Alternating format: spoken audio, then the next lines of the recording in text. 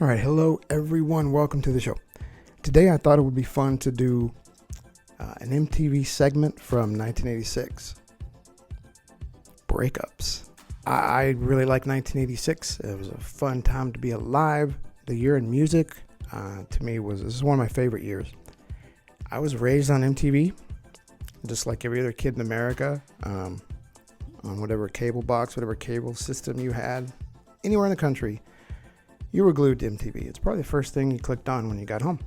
Hence, I was raised on MTV segments, MTV News, year in whatever, top 20 countdown, whatever. So I thought it would be fun. So I thought it would be fun. Check out this segment from that year, 1986. And this segment, breakups, gotta be awesome, right? I'm trying to think the breakups in 86. Wham is one I know of. Wham's a big one, but let's check it out. Number 16 for the year was from The Outfield and Your Love. Several old bands from earlier decades reformed this year and staged big comebacks, but there were also several major bands from the 80s who either lost members like Van Halen or Chicago or dissolved altogether like Wham. Here's a look at many of the major departures and breakups of 1986.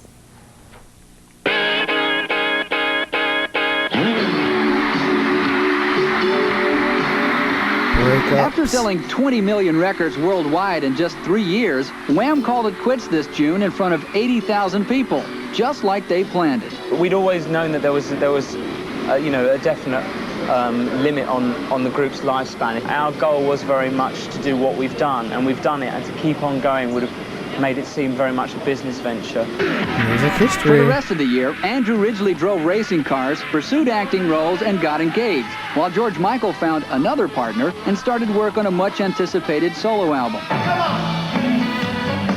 Yeah, it would be a heck of a solo broke album, up the wouldn't it? revolution in October, seeking a new musical combination for a new stripped-down sound. Wendy Melvoin and Lisa Coleman formed a group of their own, and drummer Bobby Z will produce other artists. His replacement is rumored to be Sheila E. Duran Duran also shrank a bit in '86. The Notorious Ones now number only 3, as guitarist Andy Taylor released 2 solo singles and worked on his album.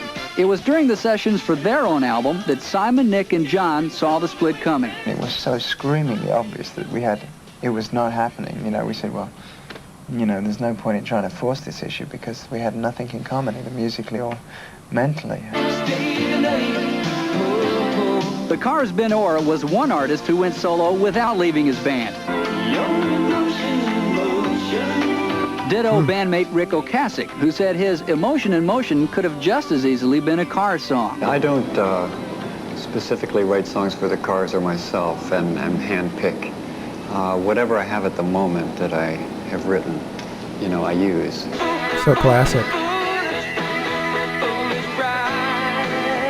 And Daryl Hall released 3 Hearts in the Happy Ending Machine while declaring there's no ending for the hit-making machine he's got with John Oates. John and I have been banging around for years and years, and the only way to keep things going is by trying new things. After 18 years with Chicago, Peter Cetera broke rank and hit number 1 twice. The band survived without him, but they haven't yet reached their previous height.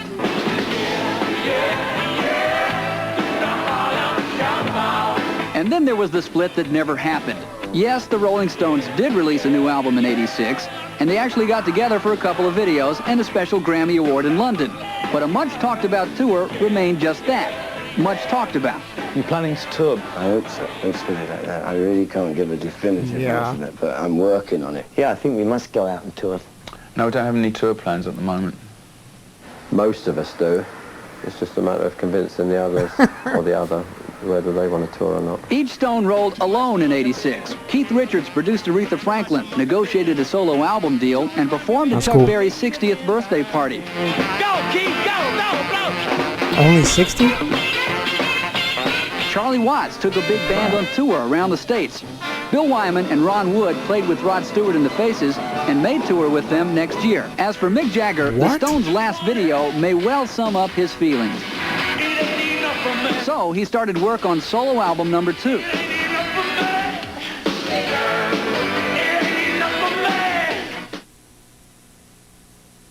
Well, there's no Okay. news yet on a possible Stones breakup or reunion, but there's sure to be more speculation in '87. As we just saw, one of the other big music news stories of the year was the departure of Andy Taylor from Duran Duran. His first video as a solo artist was the 15th biggest video of 1986. This is Take It Easy. Oh man. Oh man. That was. Oh man, that was so much fun. So much in there. So much in there. Of course, George Michael doing the Faith album.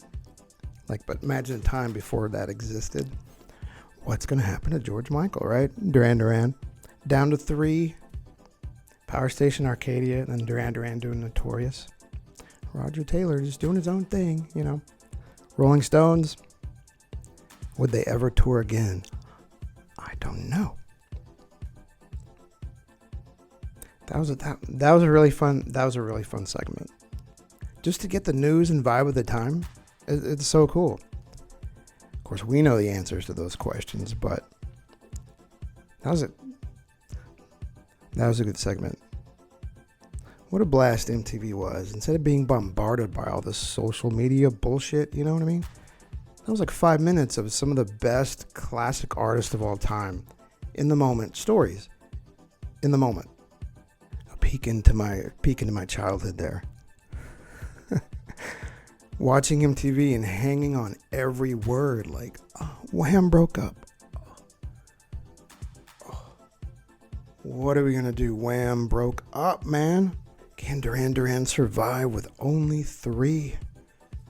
Is this the end of the Rolling Stones and the Cars and the Hall & Oates? That was badass.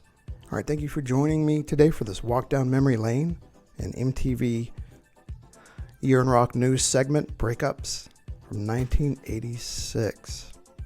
Check out the channel, subscribe, give us a shot. Thanks for continuing to come back. I think I want to try some more of these segments. They're pretty cool. All right, thank you for joining me today. We'll see you next time on the show. Thank you.